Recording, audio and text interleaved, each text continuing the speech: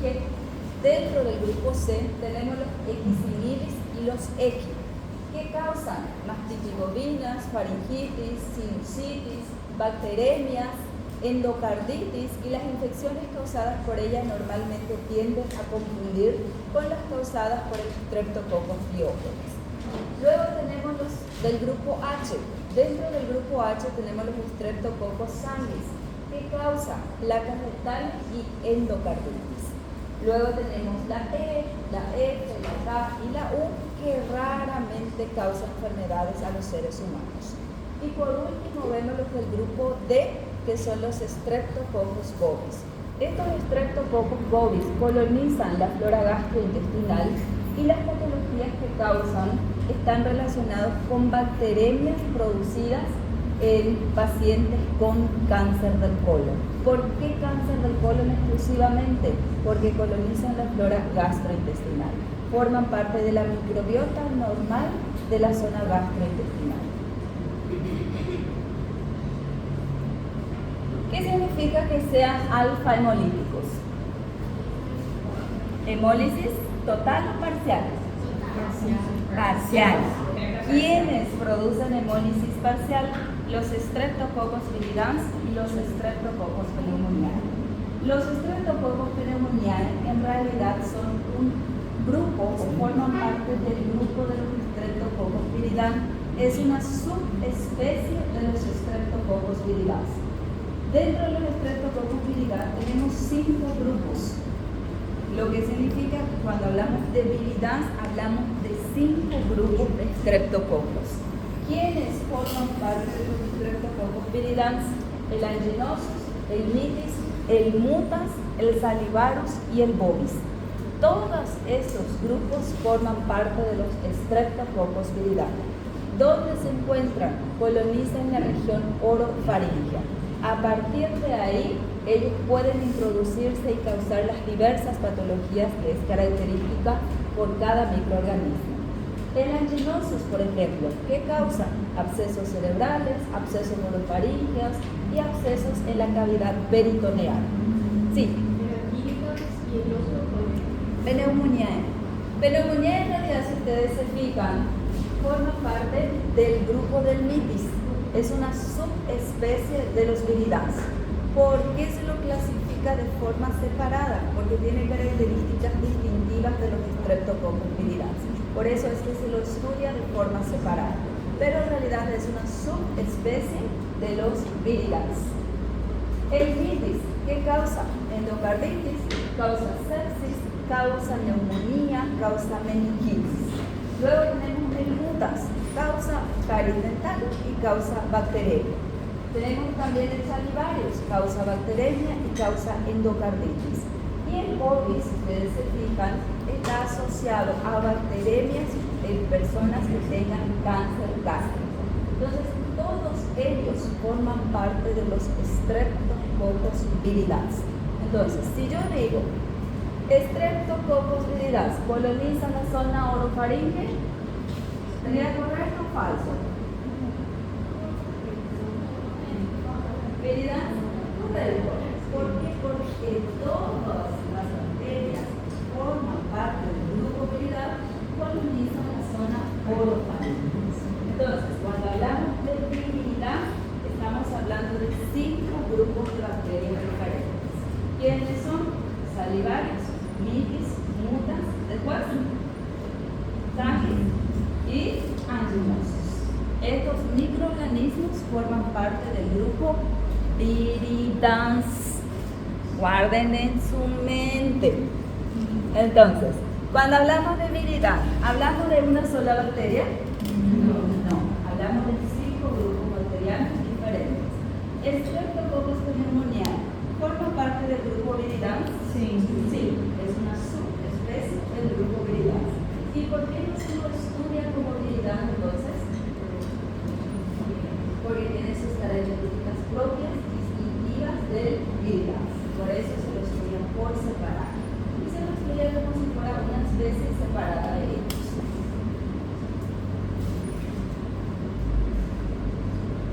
Los Streptococcus viridans son cocos, son alfa hemolíticos, Cuando decimos alfa hemolítico, ¿qué significa? Produce hemólisis parcial. Es resistente a octoquina. Octoquina es un antibiótico similar a la bacitracina que ya habíamos visto cuando vimos los estreptococos beta hemolíticos. Estos viridans son resistentes a la octoquina, son insolubles en bilis y son exigentes en cuanto a medios de cultivo que se utilizan para su crecimiento. Para el crecimiento, el agar sangre es el medio de cultivo ideal para ellos. ¿Por qué es el medio de cultivo ideal? Porque se tiene que visualizar la hemólisis producida por la bacteria. Si son alfa hemolíticos, ¿quiénes pueden ser? Viridans, pneumoniae. ¿Cómo yo voy a determinar cuál es cuál? El segundo procedimiento que tengo que hacer es tinción de Gram. ¿Por tinción de Gram puedo determinar especie? No. Solamente me va a indicar la forma y las características que tiene, pero no puedo determinar especie. Entonces, ¿qué hago? Hago una prueba que se llama antibiograma, que se utiliza un antibiótico que se llama octoquina. La octoquina, o mejor dicho, la octoquina sirve para poder diferenciar entre viridans y pneumoniae. ¿Quiénes van a ser resistentes a octoquina? Viridans. Pneumonía es sensible a la octoquina. Lo que significa que ahí yo ya tengo una característica distintiva del pneumoniae con los demás estreptococos viridans. Sí.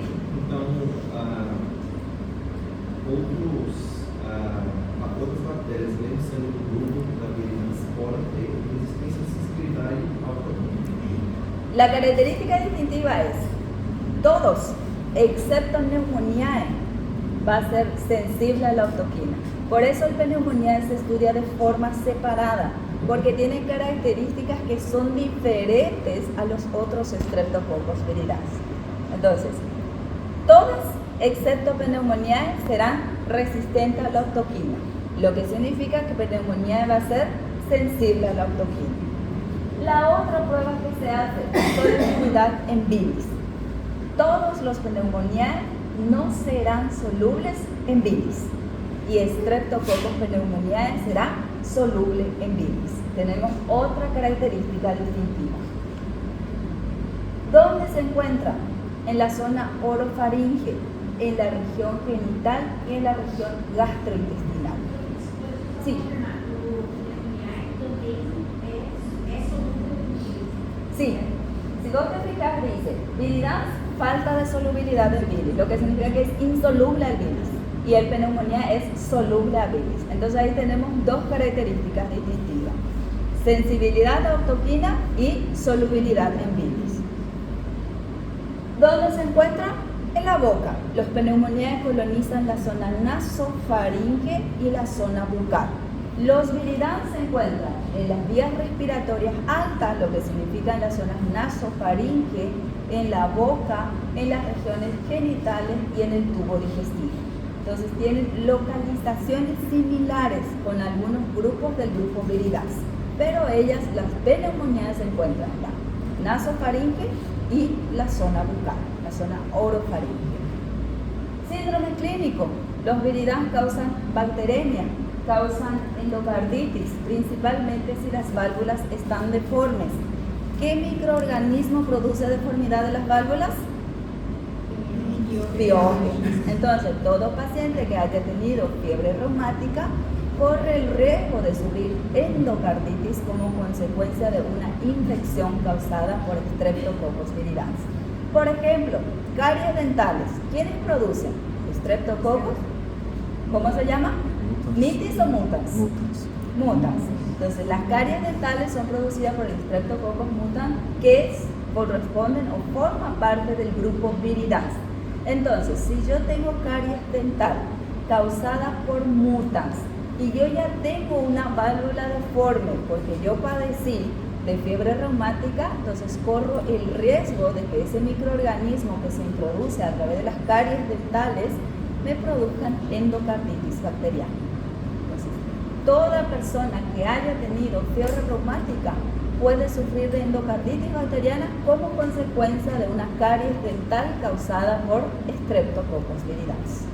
Lo mismo, si una persona que tuvo fiebre reumática no se realiza una profilaxis antes de una extracción sanguínea o antes de un procedimiento quirúrgico a nivel de la boca, también corre el riesgo de desarrollar endocarditis bacteriana como consecuencia de los Streptococcus viridans que habitan en la zona bucal. Entonces, bacteriemia, endocarditis, meningitis. Esas son las patologías comúnmente causadas por Streptococcus viridans. ¿Por qué meningitis? Se encuentra en la zona bucal, en el tracto respiratorio, entonces fácilmente llegan a las meninges. Puede llegar a causar sinusitis, puede llegar a causar otitis y a partir de ahí llegar a las meninges.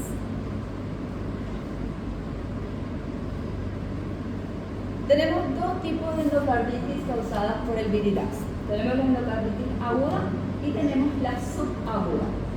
En la aguda normalmente se produce una bacteremia donde lleva a afectar las válvulas cardíacas. Ese es cuando hay una primo infección. ¿Qué significa eso? Yo sufro una infección causada por Streptococcus viridans. Se introduce a través de la sangre y llega al corazón. A nivel del corazón, ella va a producir endocarditis ulcerativa y se manifiesta como fiebre alta, malestar general e insuficiencia cardíaca. Esta es la aguda. No necesita haber una deformidad de la válvula para que ella llegue a causar endocarditis. En la subaguda, sin embargo, luego de las extracciones dentarias en personas que tengan las válvulas deformes, puede llegar a afectar el endocardio y como consecuencia el paciente puede sufrir endocarditis. Entonces, para que haya una endocarditis aguda, ¿el paciente necesita que tener una válvula deforme? No, es una primoinfección causada por viridans. Y en la subaguda, ¿qué necesita el paciente? Predisponibilidad. ¿Qué lo predispone? Deformación de las válvulas cardíacas. Por eso dice subaguda, es consecuencia de algo que ya existía. Los espiógenes deforman las válvulas, esas válvulas deformes serán aprovechadas por el viridans para que ella pueda causar endocarditis bacteriana. Una persona que nunca tuvo fiebre reumática, de igual forma puede llegar a sufrir endocarditis como consecuencia del viridans. Entonces, a través de la sangre, ella puede llegar al endocardio y causar endocarditis. Por eso se dice aguda, primo infección causada por viridans. ¿Cuáles son las sintomatologías de la subaguda? Inflamación, fiebre, anemia, debilidad, soplo cardíaco, fenómenos embólicos, esplenomegalia y lesiones renales. Esta subaguda avanza lentamente y es mortal en el 30% de los casos. Sin embargo, la aguda normalmente el avance es brusco. Entonces, la primera infección, el avance de viridans va a ser mucho más brusco que en una subaguda. Entonces, ¿cuál tiene un porcentaje mayor probabilidad de muerte? ¿Aguda o subaguda? Aguda. ¿Por qué? Porque avanza rápidamente. El microorganismo se encarga de producir hemólisis y el esplenomegalia común para la distribución de la cuando está involucrado puede haber esplenomegalia. En una endocarditis normal sin microorganismos presentes no sucede, pero con microorganismos causantes esta endocarditis sucede patomegalia y desmegalia. ¿Por qué? Porque esos órganos se encargan de pensar. Por eso son atacados.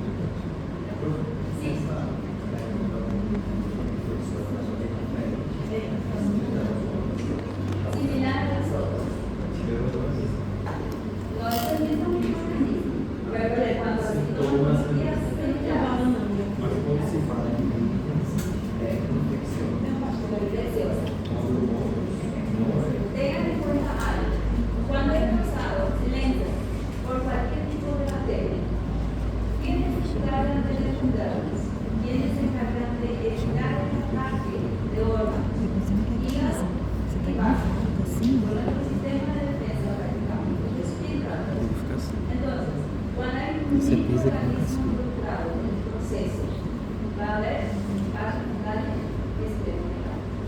Cuando hay un microorganismo involucrado, se va a llamar infecciosa, siempre, sea cual sea el microorganismo, virus, bacterias, hongos, parásitos, si es un microorganismo, siempre va a ser infeccioso.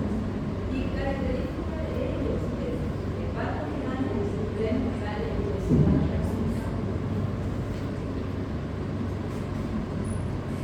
¿por qué es difícil a veces diagnosticar cuál es el microorganismo involucrado? Para que puedan diagnosticar el microorganismo involucrado, ustedes tienen que saber el origen.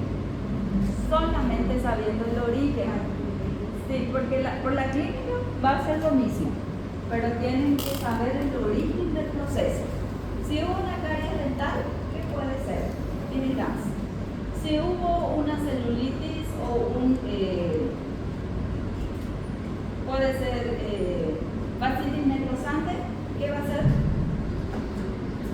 Piorsis. Si fue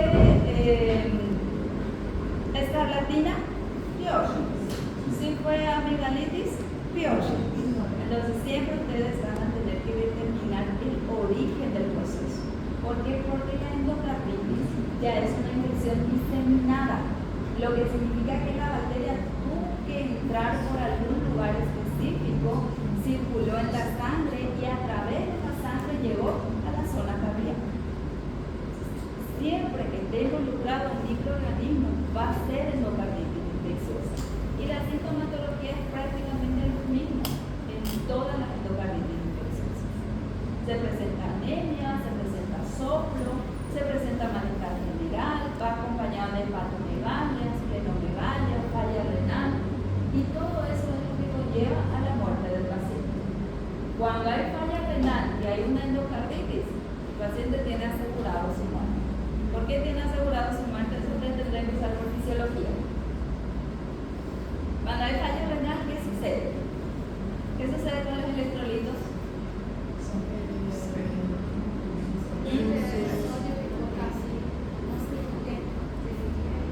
Exactamente, no hay una filtración de forma correcta. Y si hay acumulación de potasio en el medio interno, ¿qué va a suceder? Paraliza toda la musculatura. ¿Y qué es nuestro corazón? Músculo. Entonces, si hay fallo renal y el paciente tiene una endocarditis, asegura su muerte. No hay cómo recuperar a ese paciente a menos que le dialices, pero se va a aguantar por un tiempo, porque esa filtración que tiene que haber no sucede de manera correcta. ¿Se puede hacer administrar los tiempos de las complicaciones? Se puede, pero se tiene que tener cuidado. Por eso todo paciente que tiene una falla renal se somete a un control periódico de electrolitos. Porque si vos le administras potasio y ya tiene una sobredosis de potasio, eso puede causar la muerte de tu paciente. Entonces, se le somete sí o sí cada 24 horas. A veces, si es necesario, en 2 días se le hacen 2 a 3 controles de electrolitos.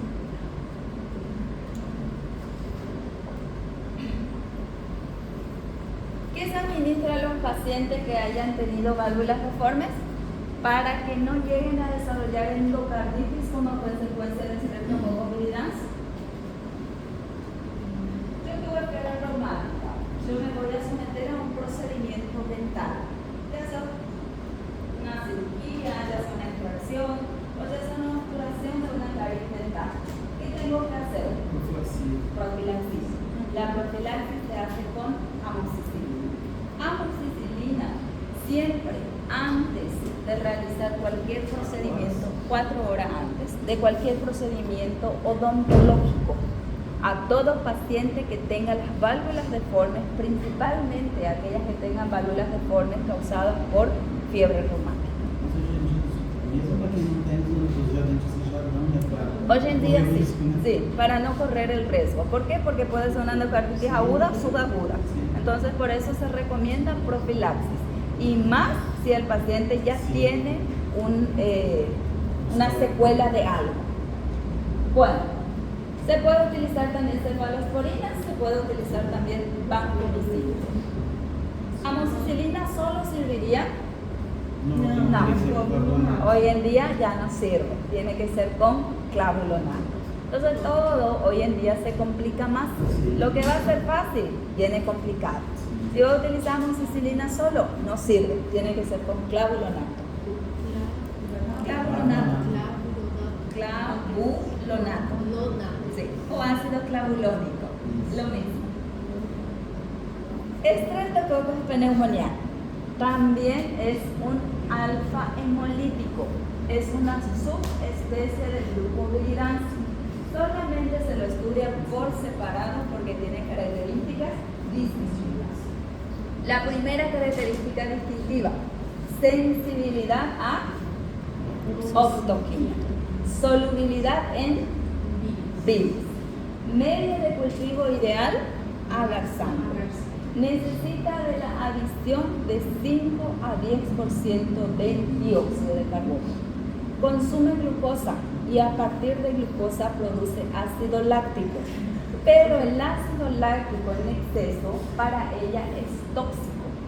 Lo que significa que el medio de cultivo para estas bacterias tiene que tener una concentración ideal de hidratos de carbono. Si sobrepasa la concentración y hacemos una solución concentrada de hidratos de carbono, estas bacterias no crecen. ¿Por qué? Porque cuanto más hidratos de carbono ellos tengan, más ácido va a producir. Cuanto más ácido producen, más tóxico se vuelve el medio de cultivo para ellos. La producción excesiva de ácido es tóxico para ellos. ¿Cuándo producen ácido? Cuando hay suficiente cantidad de hidratos de carbono, suficiente cantidad de glucosa. Entonces, si yo consumo mucha glucosa, voy a producir mucho ácido. Si esta bacteria, vos vas a hacer la bacteria, si esta bacteria muere con la presencia del ácido, entonces este consumo de glucosa del huésped va a ser benéfico para ella. No. Cuanto más glucosa hay, más ácido voy a producir y menos ella va a sobrevivir en el ambiente. ¿Sí? No, no tiene que ver. Deberán ser las cosas. Entonces, glucosa alta, ácido láctico en exceso. Ácido láctico en exceso, muerte de la bacteria. ¿Por qué? Porque el ácido láctico es tóxico para las bacterias. Esas condiciones se tienen en cuenta cuando vamos a utilizar un medio de cultivo para ellos. Si nosotros utilizamos un medio de cultivo que sea rica en glucosa, va a inhibir el crecimiento de la bacteria.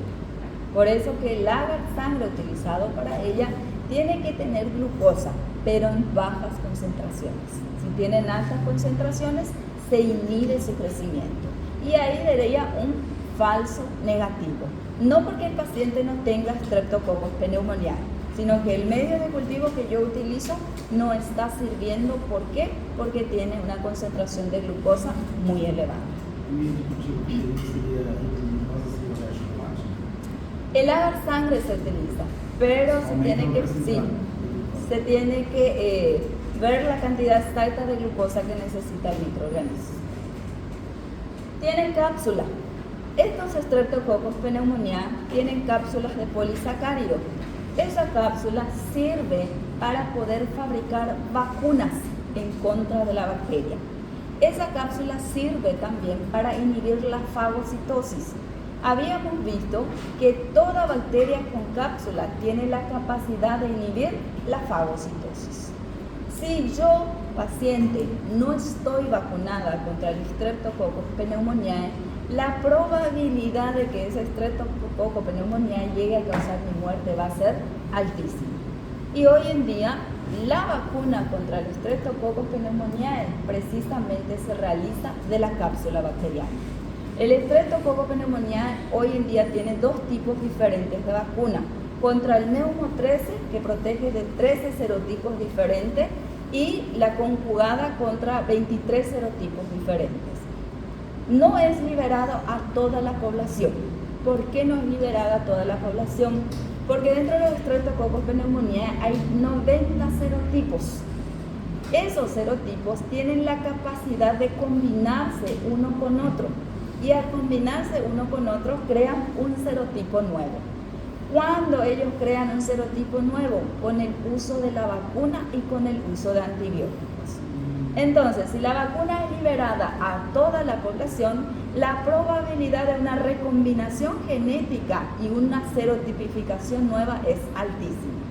¿Para quiénes fue liberada la vacuna? Profesionales de salud, adultos mayores y con enfermedades de base y niños menores de 6 meses. Ellos que son la edad etaria. ¿Qué pasaría si el 100% de la población recibimos vacuna contra el Streptococcus pneumoniae? Tendríamos muchísimos serotipos nuevos. Y esas vacunas que fueron fabricadas contra los serotipos actuales ya no servirían. Entonces tendría que crearse una nueva vacuna. ¿Cuál es el problema? Cuanto más vacunas se crea, más ellos se recombinan. Ese es el motivo de la no liberación de las vacunas. Por eso siempre decimos, las bacterias son más inteligentes que los seres humanos. Los seres humanos creamos vacunas, los seres humanos creamos antibióticos y ellos ya vieron la forma de crear resistencia a ellos. Entonces, ¿quiénes van ganando hasta ahora?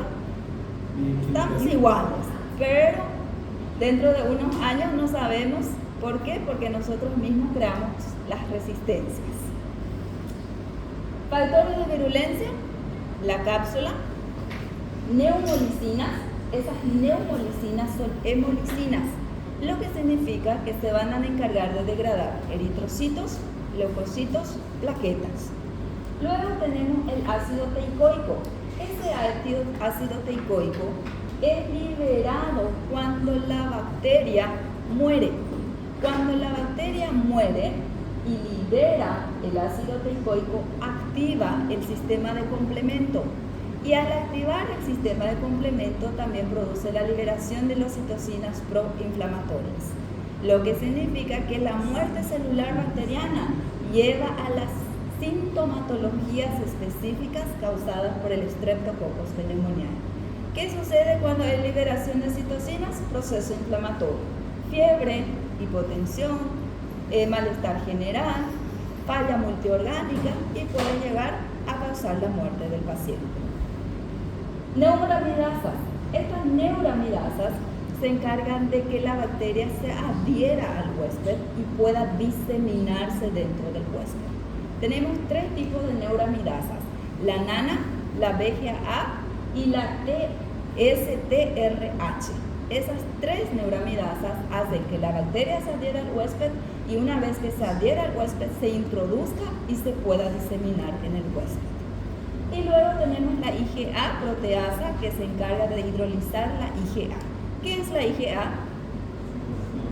Ahora ustedes están estudiando. ¿Dónde se encuentra? Na pele. Inmunoglobulina La que se mucosa. encuentra en las membranas mucosas. Entonces, ¿qué liberan la IgA normalmente para defendernos de los microorganismos que quieren atacarnos a través de las mucosas? Mucu. A través del mucu, ella se encarga de englobar a la bacteria y eliminar a la bacteria. ¿Qué hace la bacteria? Degrada la IgA. Y si degrada la IgA, ¿va a servir la IgA para liberarnos de estos microorganismos? ¿Va a poder fagocitar de cierta forma a estos organismos? No va a fagocitar. ¿Por qué? Porque ella se encargó de destruir al sistema de defensa que se encuentra en las membranas mucosas. ¿Y cómo ellos se introducen? Precisamente a través de las membranas mucosas. Entonces, si yo no tengo secreción purulenta, secreción mucosa, mejor dicho, que está siendo liberada en respuesta a la entrada del microorganismo, no se va a poder eliminar la bacteria a través de esa secreción mucosa. Y si no se elimina a través de la secreción mucosa, se va a introducir en el huésped. Entonces, toda secreción mucosa que nosotros vamos eliminando, ¿qué significa eso? ¿Quién nos está defendiendo? Barreira química.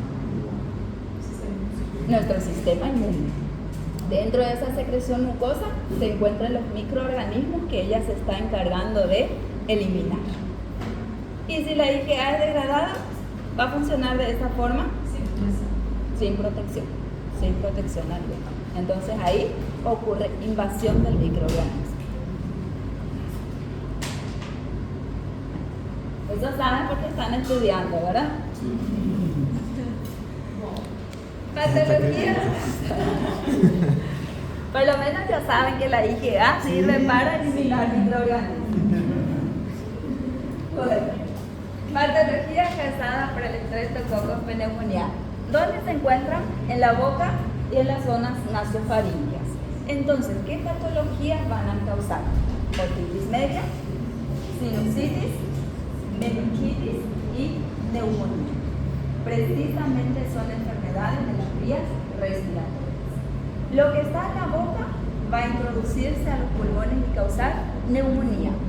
Si está en las zonas nasales, se introduce a las sinusoides nasales y causa sinusitis. Se puede introducir al oído medio y causar otitis media. Y llegar más arriba a nivel cerebral y causar meningitis. El resto ya es. Profesora, Sí. una consulta. De todas esas patologías, ¿hay alguna que tiene más facilidad de causar? Neumonía. La neumonía es causada, o las neumonías causadas por bacterias son causadas en un 70% de los casos por el Streptococcus pneumoniae. La neumonía es la patología más común causada por el Streptococcus pneumoniae. ¿Y las otras mismas No todas. Para meningitis, casi todos los microorganismos están involucrados. Tenés estafilococos, tenés Streptococcus, tenés entre los ojos, tenés entre los bacterias, tenés neisseria, tenés salmonella, todos los microorganismos pueden llegar a eso. Con más dificultad. Los más comunes son neisseria, meningitis y Streptococcus pneumoniae. Entonces, si yo les pongo a ustedes la patología más común causada por el Streptococcus pneumoniae es pneumonia. Y en segundo lugar tiene meningitis.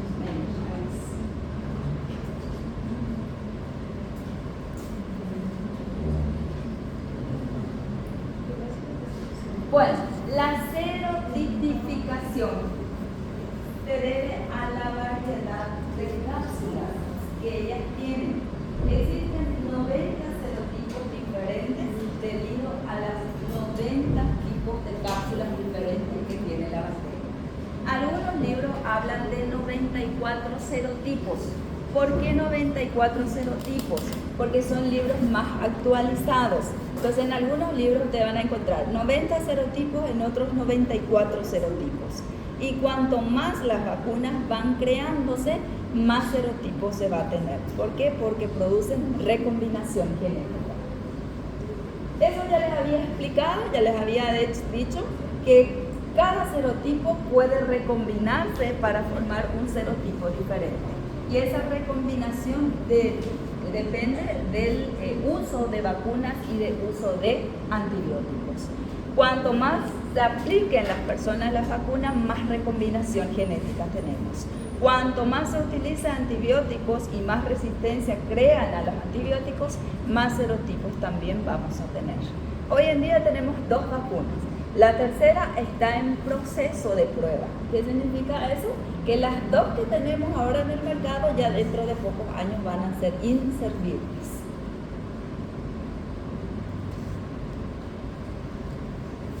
¿Cuáles son los factores que predisponen a la pérdida de resistencia, a padecer infecciones causadas por Streptococcus pneumoniae?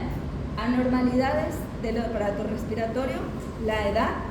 Los ancianos tienen mayor probabilidad de adquirir las infecciones causadas por pneumoniae, los neonatos también, el uso de alcohol, el uso de drogas, circulación anormal, anemia falciforme, diabetes, enfermedad autoinmune, desnutrición, enfermedades pulmonares crónicas y enfermedades renales.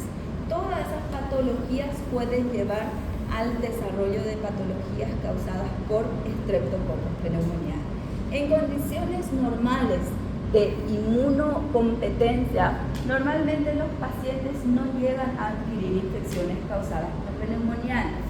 ¿Cuándo llegan a adquirir? Cuando hay depresión del sistema inmune o cuando tiene enfermedad de base. COVID, por ejemplo. La gran mayoría de las personas que fallecieron con COVID no fue precisamente por COVID, fue causado por Streptococcus pneumoniae, que causó neumonía en los pacientes. fácil para ello el ingreso a la zona pulmonar. ¿Por qué? Porque está en las zonas nasales y en la boca. Y a partir de ahí, con la depresión del sistema inmune, ellos llegan a penetrar y causar neumonía.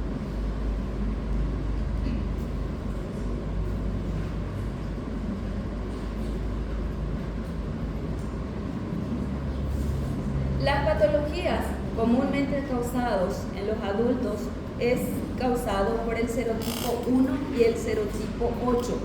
El 75% de las neumonías en adultos son causadas por el serotipo 1 y el serotipo 8. Tanto es así que en predominancia en cuanto a porcentaje de neumonía se encuentra el primer lugar el Streptococcus pneumoniae y posteriormente tenemos los otros microorganismos causantes de neumonía. Las enfermedades se deben más bien a la respuesta del hospedero que al propio microorganismo. Por eso les decía, ¿de qué depende el desarrollo de las enfermedades causadas por Streptococcus pneumoniae? Del sistema inmune y de la enfermedad de base del paciente. De por sí solo el microorganismo no es tan grave. ¿Por qué no es tan grave? Porque forma parte de la flora normal. Ahora, si hay depresión del sistema inmune o hay enfermedad de base, ahí él se aprovecha y causa las diversas patologías.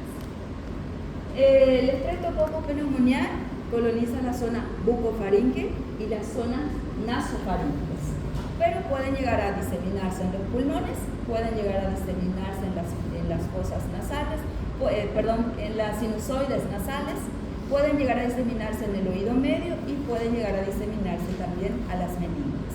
Si llega a las meninges causa meningitis, en los pulmones pulmonía, en los sinusoides nasales sinusitis y en el oído medio otitis media.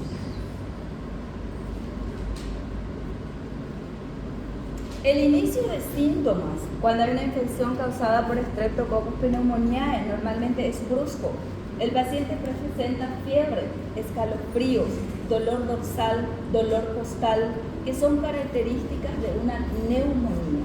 Entonces, si el paciente empieza a desarrollar fiebre, presenta dolor costal, que significa pleural, presenta escalofríos, presenta una secreción mucosa purulenta, que puede ser de color rojizo, de color verdoso o de color amarillento, puede haber una neumonía causada por Streptococcus pneumoniae.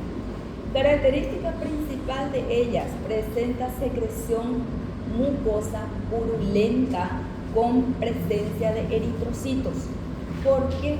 Porque cuando hay neumonía causada por Streptococcus pneumoniae, hay invaginación de eritrocitos a la zona alveolar y al llegar los eritrocitos a la zona alveolar producen secreción mucosa de color rojizo.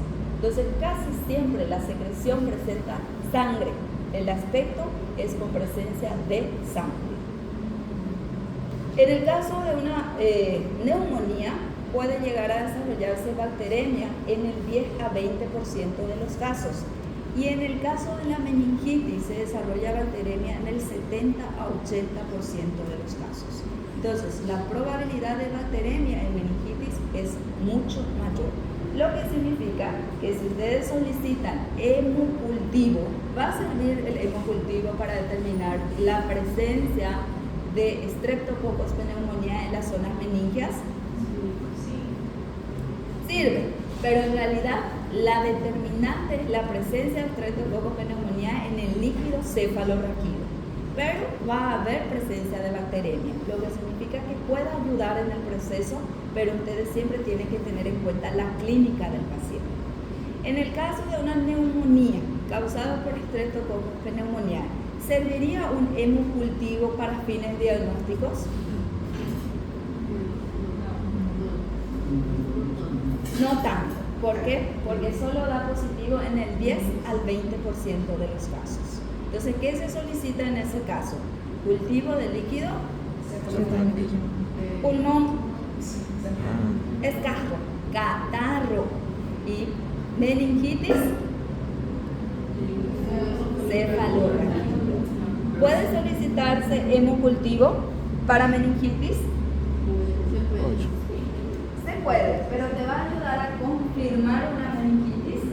No, porque la confirmativa de la presencia de la bacteria en el líquido céfalo, pero es indicativo, porque hay presencia de bacteremia en el 80% de los casos de meningitis, pero hay presencia de bacteremia solamente en el 10 a 20% de los casos de neumonía causada por Streptococcus pneumoniae. Lo que significa que solo el 10% de los pacientes ustedes van a tener hemocultivo positivo cuando hay presencia de neumonía causada por Streptococcus pneumoniae.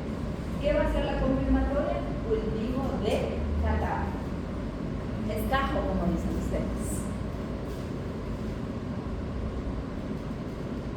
Tiene una tasa de mortalidad alta en niños, en ancianos y pacientes con enfermedades de base. Tiene una tasa de mortalidad de 60 a 70% aproximadamente, y en personas inmunocompetentes tiene una tasa de mortalidad del 30%. En las complicaciones no son comunes cuando hay casos de otitis media y cuando hay casos de sinusitis, pero las complicaciones son en gran medida, un porcentaje alto, cuando hay meningitis y neumonías. Las otitis y sinusitis normalmente no llevan a complicaciones y no llevan a la muerte, pero la neumonía y la meningitis sí lleva a complicaciones y puede llevar a la muerte del paciente. Entonces, el porcentaje de muerte se relaciona con neumonía y con meningitis. Sin embargo, sinusitis y otitis media normalmente no tienen complicaciones. ¿Cuáles son las complicaciones causadas por Streptococcus pneumoniae? Puede ser endocarditis y artritis séptica. Entonces, ¿una neumonía puede llevar a una endocarditis? No. ¿Una meningitis puede llevar a una endocarditis? Ahí sí. Sí, si tiene tiempo, porque una meningitis normalmente es mortal. Artritis séptica cuando afecta las articulaciones, cuando la bacteria se encuentra dentro de las articulaciones. Ya vieron en Streptococcus pneumoniae, ya vieron en Streptococcus pyogenes, ya vieron en Staphylococcus. Los tres producen artritis séptica. ¿Cómo van a determinar cuál es el causante? Cultivo. Porque en cuanto a clínica va a ser lo mismo.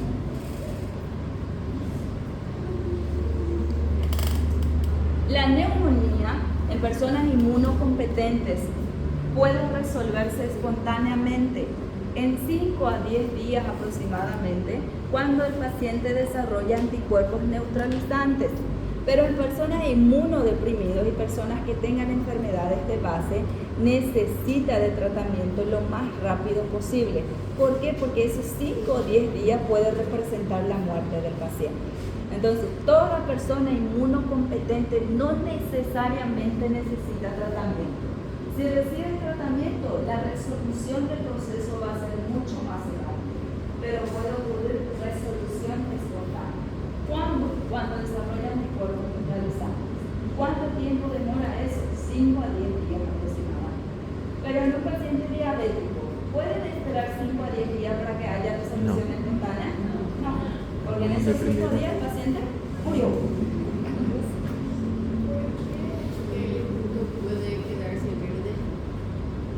El esputo primero queda rojo porque hay presencia de eritrocitos en los alveolos y posteriormente puede ir quedando verde por la presencia, por la hemólisis parcial que va produciendo la bacteria.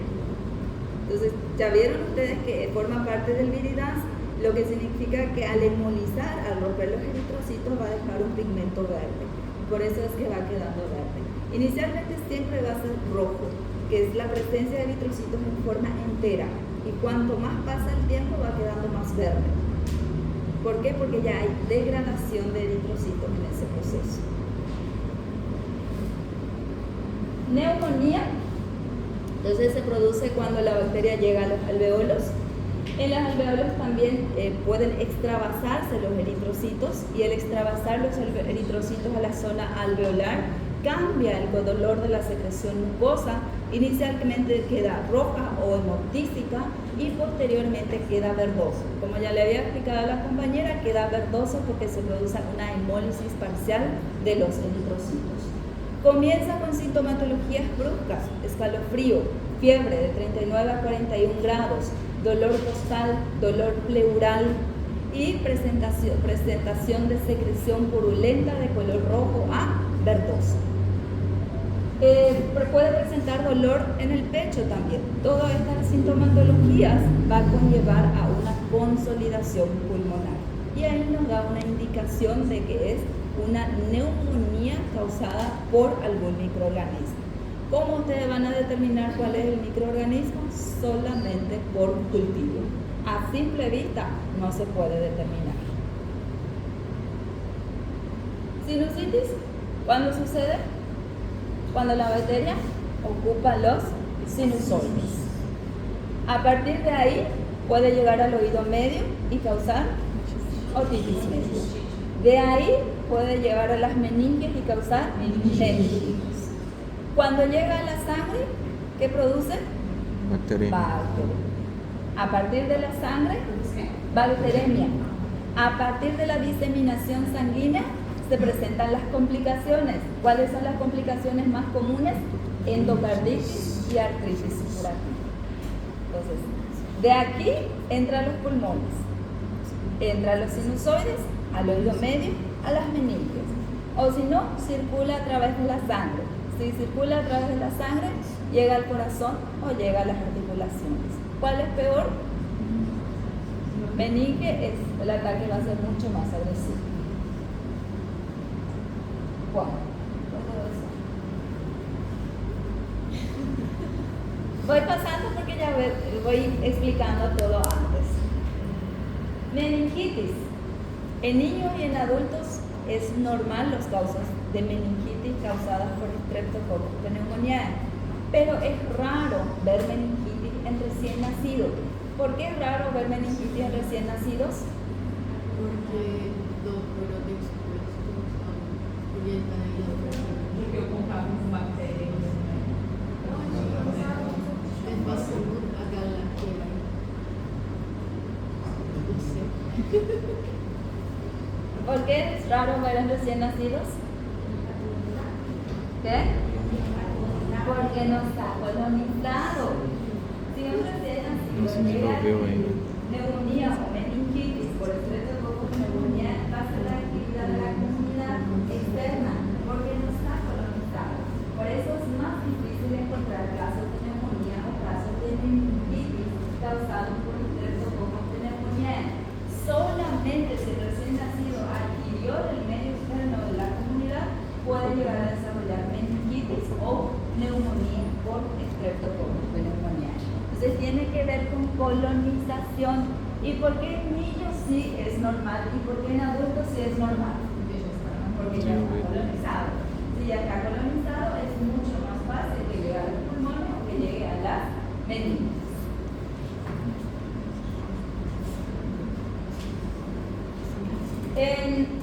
La mortalidad, la tasa de mortalidad, como ya les había dicho, es alta.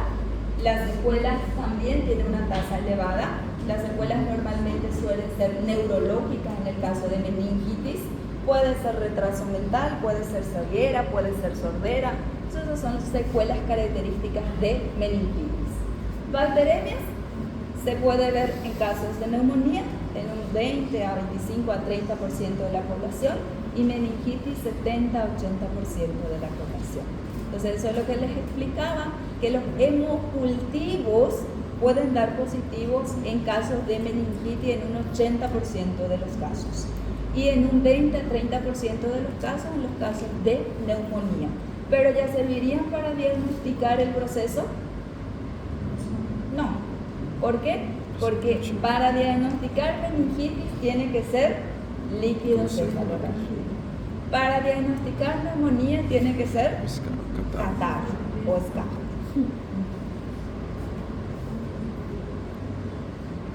Diagnóstico. Microscopía. Sí.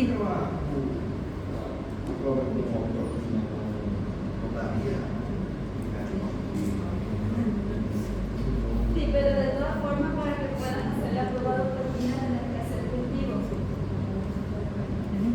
Primero tienen que tomar tu muestra, someter a un cultivo en la sangre. Una vez que someten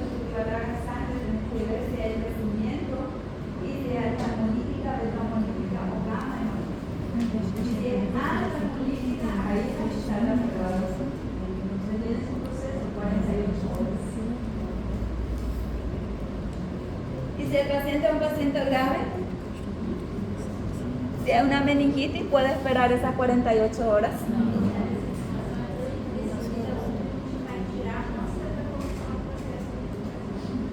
Sí, antes de todo tratamiento, ustedes tienen que tomarla.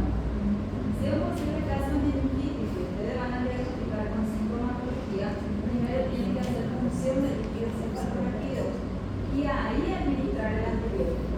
Si ustedes ya administraron un antibiótico y hace función de líquido cefalorraquídeo, no sirve. Entonces, extrajeron de base eso. Toda la función se tiene que hacer antes de administrar. ¿Qué pruebas pueden hacer si el resultado es de vital importancia? PCR, reacción en cadena de eliminación. 1,5 millones de personas. El centro de alta complejidad, creo que acá actualmente hay uno, pero muchas veces no está al alcance de la población. Ese es el problema. En el centro de salud, por ejemplo, cuando te vayan a hacer sus prácticas hospitalarias, van a tener que hacer por rutina, no hay especialidad. Entonces, normalmente se administra. La ventaja que van a tener es que los casos de meningitis responden casi siempre a penicilina o a ceftriaxona. Entonces, tienen una línea de tratamiento. Cuando salga el cultivo, lo que ustedes van a tener que hacer es modificar o aumentar la dosis. Pero ya van a tener un tratamiento de sostén para el paciente. Solo tienen que saber que el paciente posiblemente está con meningitis, pero el tratamiento para el caso todos es penicilina o ceftriaxona. Y en caso de presenten resistencia, van con sí.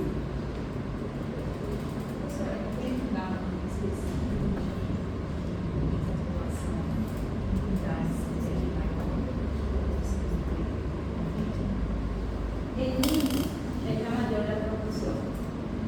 Acá, por ejemplo, no hay muchos casos de meningitis bacteriana. Si es que se diagnostica, se diagnostica bien en semanas.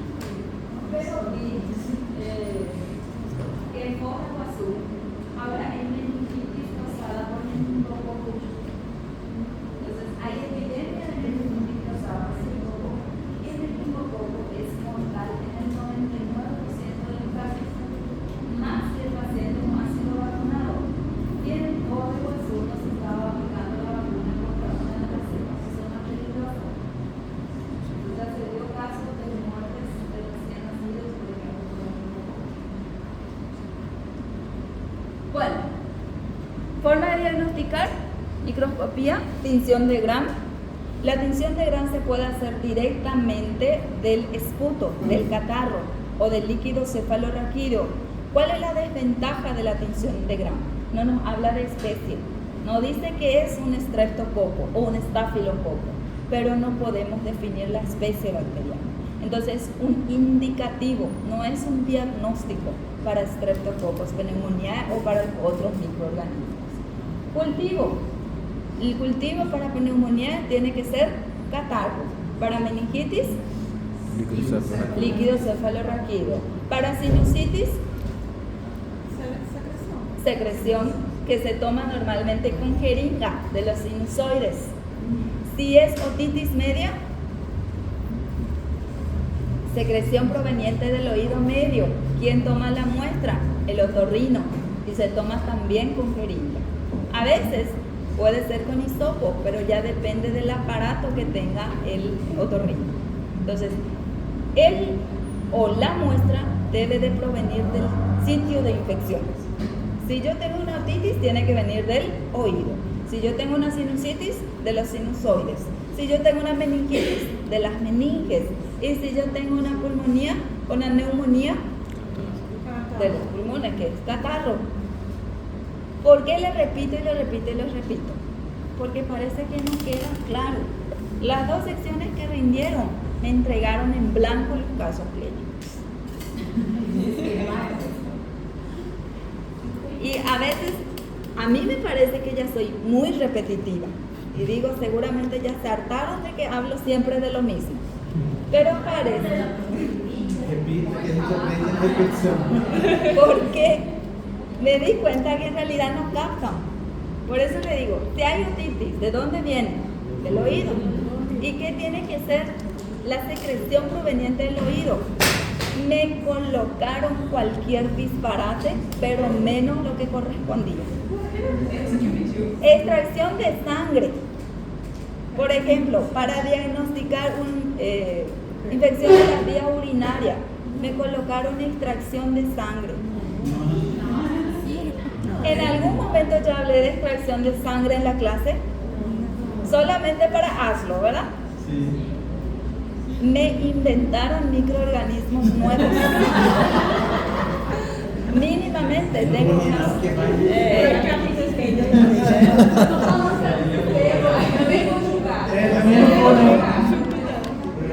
Por lo menos tengo unos 40 microorganismos nuevos. Confundieron todo. Colocaron Streptococcus epidermidis, Streptococcus aureus, Staphylococcus pyogenes, Staphylococcus... Dije...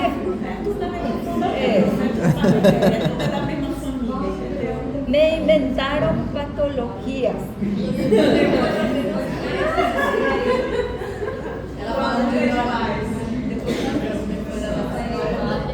Y exámenes laboratoriales, y que todos nuevos.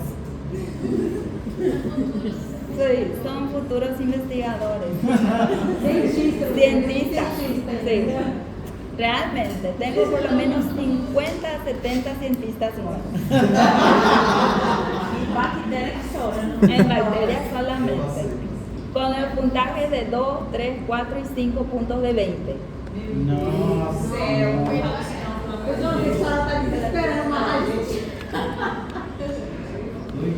Por eso, cuando digo, ¿qué muestra necesito? Presten atención. No me colocan la extracción de sangre. ¿Por qué? Porque si me colocan la extracción de sangre, ¿para qué sirve esa sangre? ¿Qué voy a hacer con esa sangre? O me ponen cultivo. ¿Cultivo de qué? De orina, de saliva, de materia fecal. Entonces coloquen cultivo de lo que sea. LCR, sangre, orina, lo que sea. Pero agreguen algo a su cultivo. No es cultivo nada más. Porque cuando ustedes hagan su pedido laboratorial para microbiología, tienen que colocar el diagnóstico del paciente y tienen que colocar el tipo de cultivo que ustedes quieren. ¿Por qué? Porque hay una gama de cultivos que se puede hacer. Y si ustedes colocan solamente cultivo, puede ser diferentes tipos de muestras.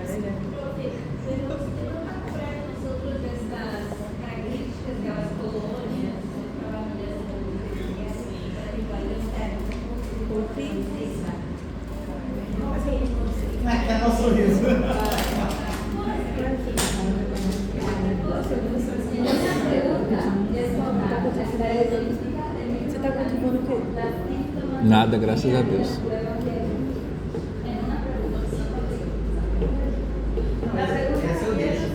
Não tive nada.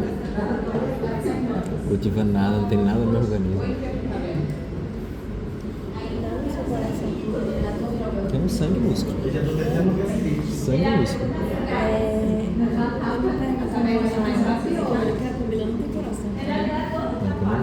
É uma máquina.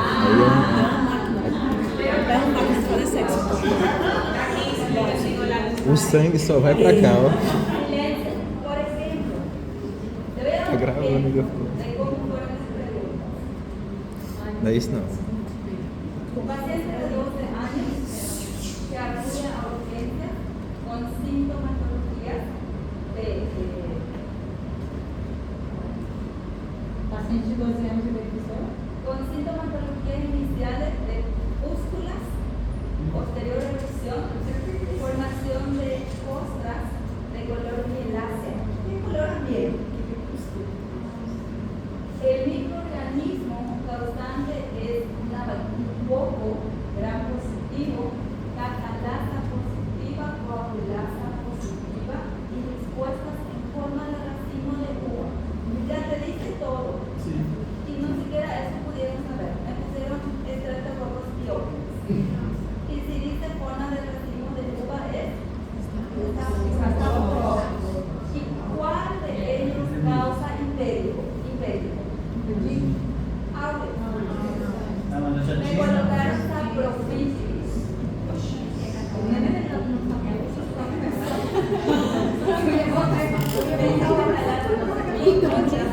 chutar e acertar. Entonces, ustedes tienen todas las características dentro de la pregunta. Sí. Ya tienen las sintomatologías. Ustedes saben asociar las características con la sintomatología. Es regalado. Pero me inventar de todo. Saprofíticos, ¿dónde se encuentran? Es oportunista, la zona gastrointestinal y la vagina. Es coagulasa positiva, coagulasa negativa. Sí. La única que es coagulasa positiva es auros. Los otros son coagulasa negativa. Al decirte coagulasa positiva, ya descartan los otros microorganismos. Algunos colocaron estafilococos y al final pusieron piógenes.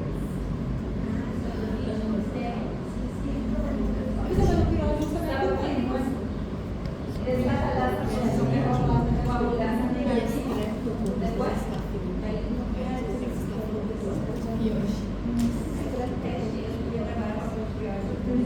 se utiliza la prueba de agas.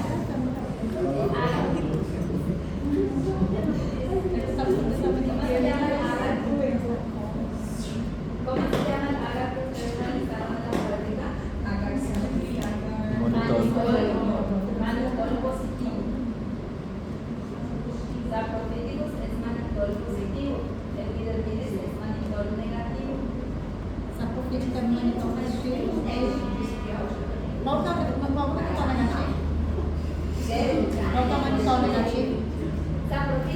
es positivo, epidermidis negativo. Entonces, lean bien la característica. Lean Existe uma existe porque assim, é mais fácil estudar por exemplo, por família de grãos, pela tabela. pela tabela. Mais fácil? É, né? Ustedes tienen tabelas. Sim. Mas é mais fácil estudar por ela? Você já tem tudo? Sí, es más fácil. Para poder decorar, porque você decora a Si família. ustedes hacen una comparación, le voy a mostrar. Es que ustedes ni siquiera saben copiar bien. En su slide tienen todas las los copiadines posibles. É que são 200 slides só. Yo ya les doy la forma correcta de estudiar, les pongo los copiatines y ni siquiera los copiatines saben cómo usar. senhora é um HD. De 2 telas, porque não precisa. Um HD humano. Aí ficou brilhando a gente que tá aqui. Eu acho que eu só tenho 15 megas. Né? Aquele que é menorzinho, né? Né? Ah, la prueba no lo pienso. Se sería no lo pienso. Bueno, tabelas. Tienen todas las tabelas posibles. Si ustedes conocen esas tablas, ya tienen por lo menos 0.5 puntos. Só quê? E tudo isso? Pero ni siquiera esas Pelo menos um ponto. Graças a Deus você é muito estimuladora. ¿Qué es ahí?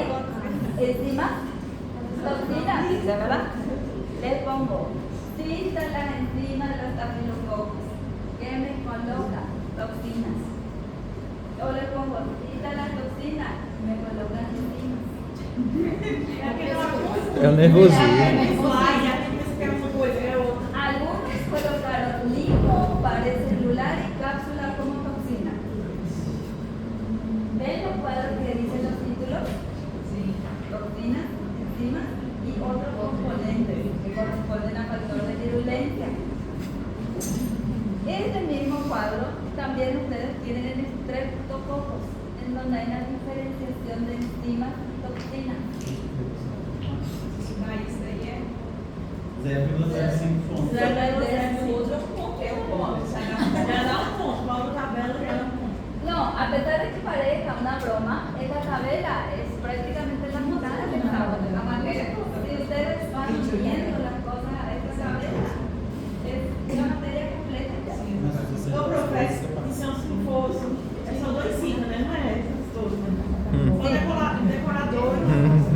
inocente. Ah, más inocente. Estrechos. Las enzimas sí, pero las toxinas Essa safadeza que ela tem, eu poderia usar pra isso aí. no tienen exotoxina pirogénica, es la toxina del estreptococcus.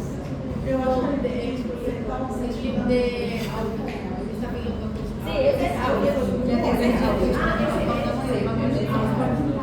Vamos colocar Bueno. Hagan una memoria de todos los cuadros. Por favor. A ese cuadro únale su cabeza, su pie y sus brazos para que les sea más fácil estudiar. Ustedes están estudiando por memorización, ¿verdad? Y llegan a la hora del examen y su memoria les falla y mezclan todo porque no entienden lo que estudian. Y ¿qué dimos hasta ahora? 4 temas nada más. Puede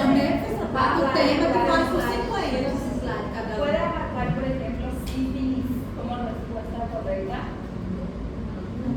Puede abarcar el Mycobacterium tuberculosis como respuesta correcta.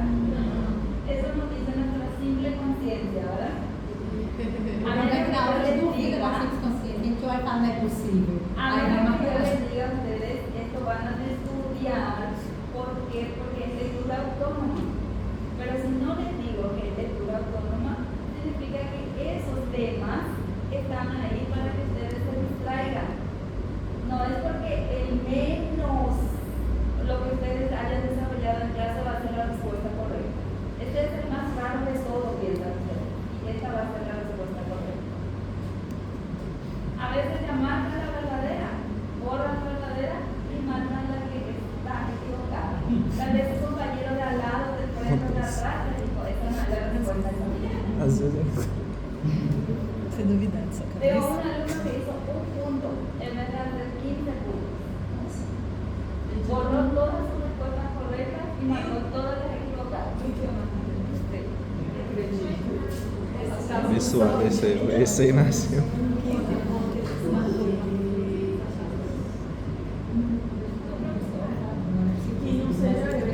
Preocupação aí? Depois. Isso é semana que vem. Que esquecer de mim?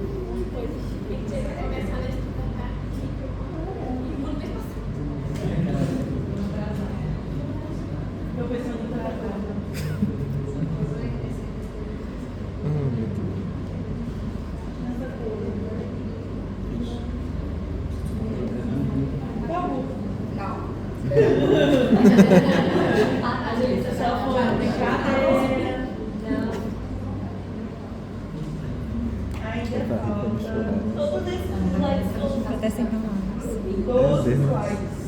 Tá viajando. ¿Ven este cuadro? Sepan bien. Tá aqui. ¿Ven este cuadro? Sí. Les puede sacar la vida. Da vida.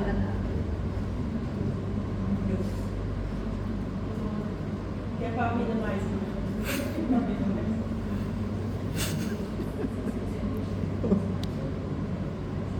Não? Esse quadro é vida. Não, deixa, já passou, né? Deixa. Gente, isso não é pra vida, não. Volta aquele outro pra vida lá. Ustedes tienen esos slides. Fíjense bien en los detalles de esos cuadros, que las características de las bacterias están en esos cuadros. Entonces a eso le van a adicionar solamente las patologías. Bueno, esta prueba es una prueba diferencial entre el Streptococcus pneumoniae y el Streptococcus viridans. Una es solubilidad en bilis y la otra es la prueba de octoquina. El Streptococcus viridans, ¿cómo era su solubilidad en bilis? No es soluble en bilis. Y el Streptococcus pneumoniae, soluble a la bilis. fijan, este tubo está turbio y este tubo está límpido. ¿Qué significa que el tubo esté límpido? No hay bacterias presentes ahí. Lo que significa que la bilis que se adicionó al medio de cultivo solubilizó al Streptococcus pneumoniae, destruyó al Streptococcus pneumoniae y por ese motivo no hay crecimiento en el agua. Normalmente se utiliza un tubo o puede utilizarse también una placa que ustedes utilizaron en el laboratorio. Si no hay crecimiento al adicionar bilis, significa que la bacteria solubilizó. Y si es que hay crecimiento, la bacteria es insoluble en bilis. La otra es la prueba de autoquina. ¿Cómo es la pneumoniae? ¿Sensible o resistente? Sensible. ¿Divinidad? Resistente. De este lado, si ustedes se fijan, a pesar de que la bacteria está presente, o mejor dicho, el antibiótico está presente, hay crecimiento bacteriano. Y aquí, alrededor del antibiótico, no hay crecimiento bacteriano.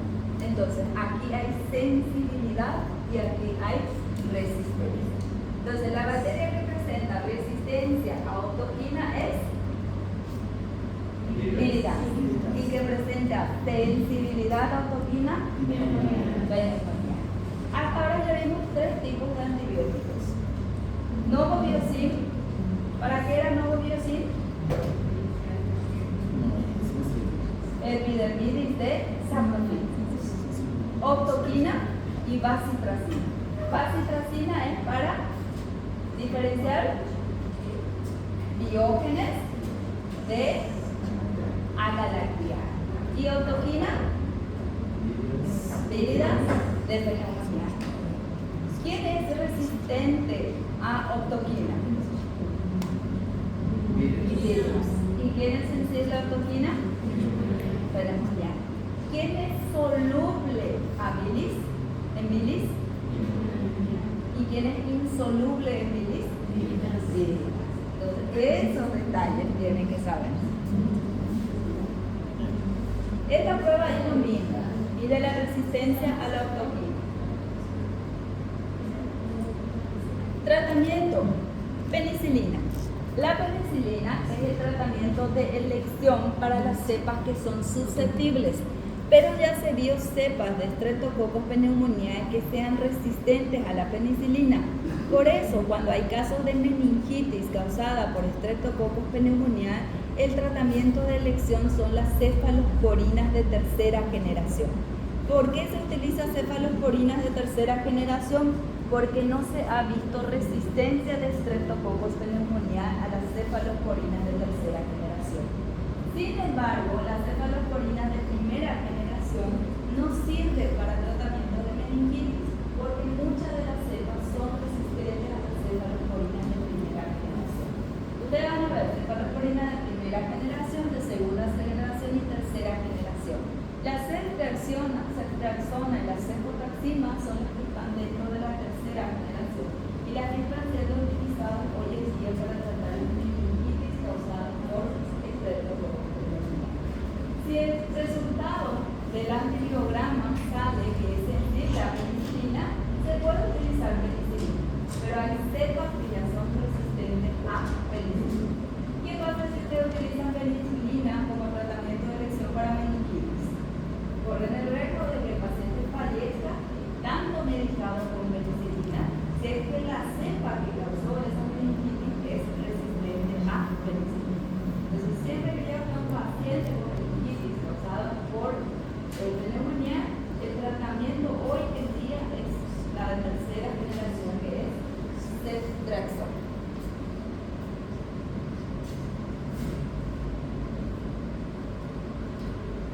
Hay 2 tipos de vacuna. Vacuna antineumocócica polisacárida, que cubre contra 23 tipos de bacterias neumocócicas, que en países sudamericanos y latinoamericanos necesitan 5 dosis. Esas 5 dosis se aplican a los 2 meses, a los 4 meses, a los 6 meses, a los 12 meses y a los 15 meses de vida. ¿Por qué no se libera a la población en general? Por causa de la recombinación genética.